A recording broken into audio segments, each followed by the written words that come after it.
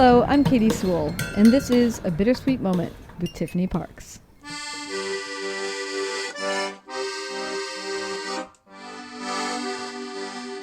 Hello and welcome to The Bittersweet Life. I'm Tiffany Parks, and this is your midweek Bittersweet Moment.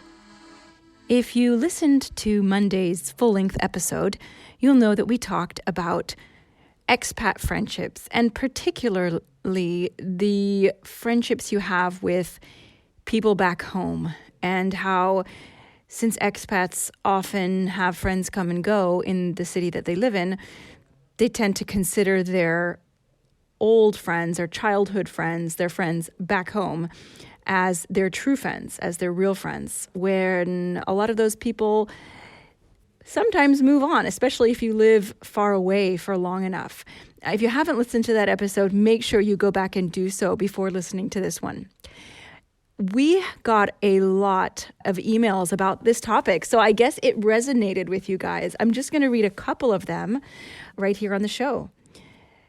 So this is from Val. She writes, "Hey, just listened to your last episode, and I want to raise my hand. I'm also the immortal vampire who's seen all my expat friends come and go. That's why I also cherish my hometown high school friends and still think of them as my real friends, even after 20 years in Florence. I've never thought that they don't consider me the same, but after so many years away, I guess you're right. Horror emoji. I don't know how Romans are, but Florentines have a really tough character, and they're not very friendly." Ouch. That was my commentary, the ouch part. "I know a lot of people here, and I have friends to go to aperitivo with, but I haven't found an Italian friend to just call because I'm bored or when I really feel sad. Most of my closest friends are still foreigners. Anyway, keep up the good work. Buona giornata, Val." It is so true what you write. I can completely identify with this because I do have Italian friends. It's not that I don't have any. It's just that they're sort of, fair weather friends. I do have a few expat friends who are an exception to that, and they have extremely close Italian friends. I'm very envious of that. It may be that I don't put myself out there enough. But my friends, I have a good friend who's a tour guide. We know each other through that. We go to art and exhibits together, or we used to before we had children. I have a lot of Italian mom friends now because of my son going to school and meeting them that way, or the moms in my building. And, if we did not have kids the same age, quite frankly, we probably wouldn't be friends. And even though a couple of them I really like and I really enjoy their company, again, I haven't broken through that barrier of I probably wouldn't call this person in a crisis.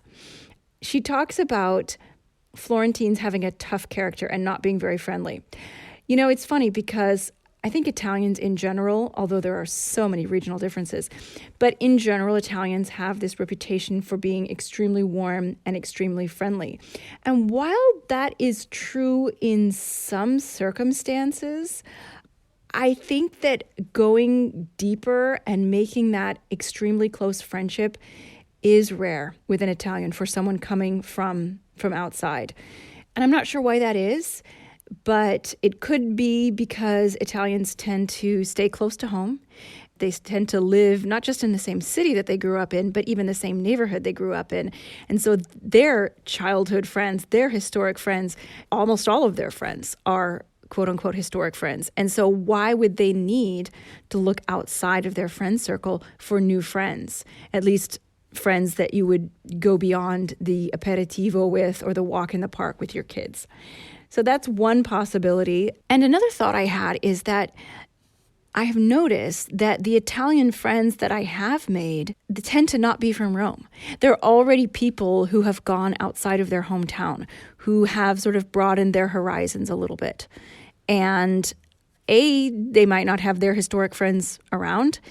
And B, maybe they've lived abroad or they've had more opportunities to make friends with foreign people. So that could be another reason. We got another message from John. He writes, "Hi, Katie and Tiffany. I enjoyed your episode on maintaining friendships over time and from abroad. Here are a couple of comments.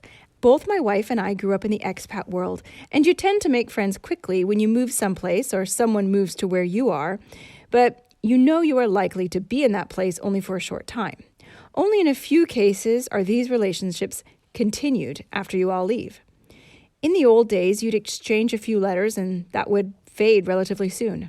However, now, with FaceTime and Skype, it is much easier to maintain these friendships.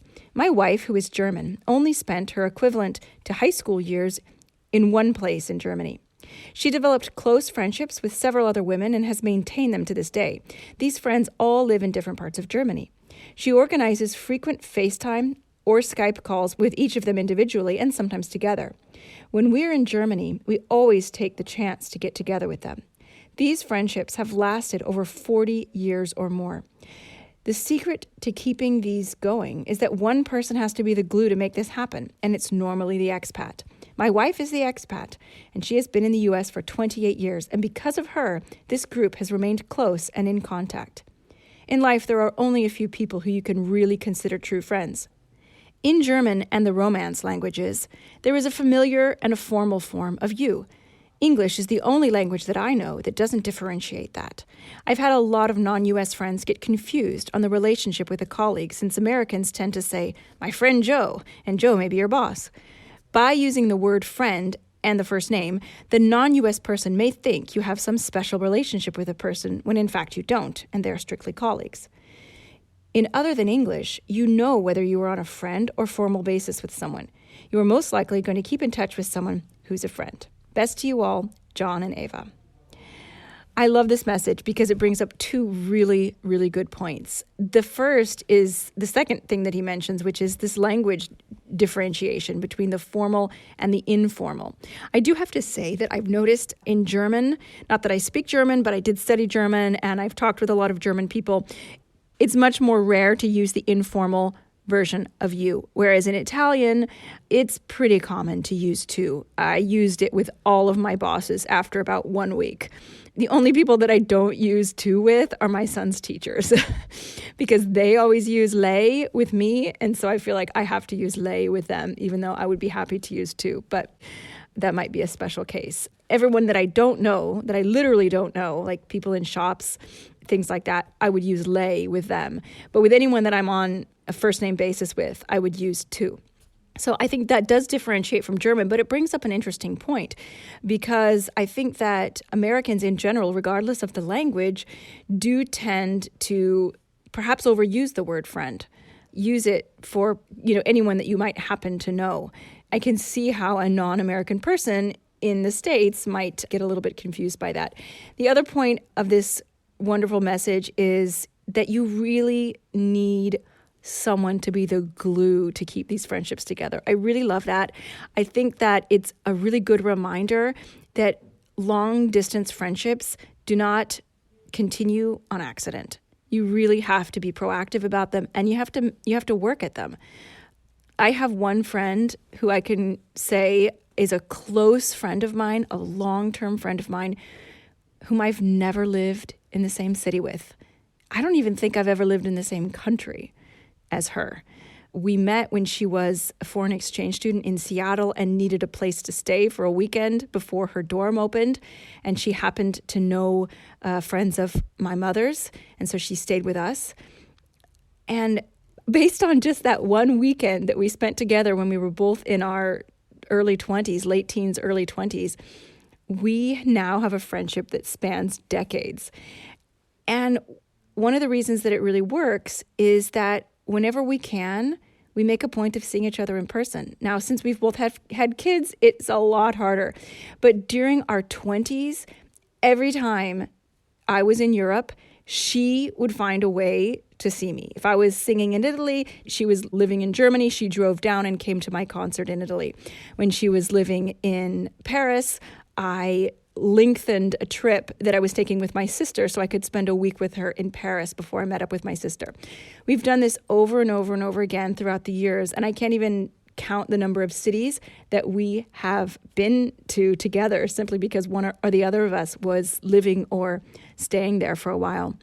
And of course, add to that lots of phone conversations and letters. We used to write each other actual handwritten letters before email was a big thing. And I have all of her letters, and I think that that's that might be a big part of it too. Even though the modern technology makes it easier to remain friends, those letters, I mean, you have to have put a certain amount of time, energy, and forethought into writing someone a letter.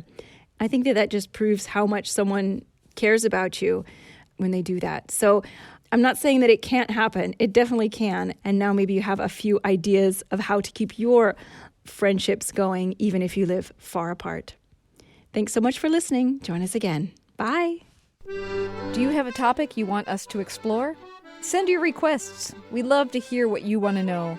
Visit thebittersweetlife.net and contact us with your questions, your adventures, your observations, your favorite episodes. We love hearing from you. You can also find us on Facebook, Instagram, and Twitter. Just search for The Bittersweet Life Podcast.